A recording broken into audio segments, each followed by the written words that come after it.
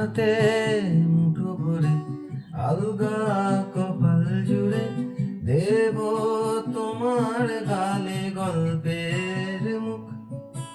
তুমি প্রচ্ছদে রং দেবে, শব্দে বরং দেবে, গল্পে ছড়িয়ে দেবে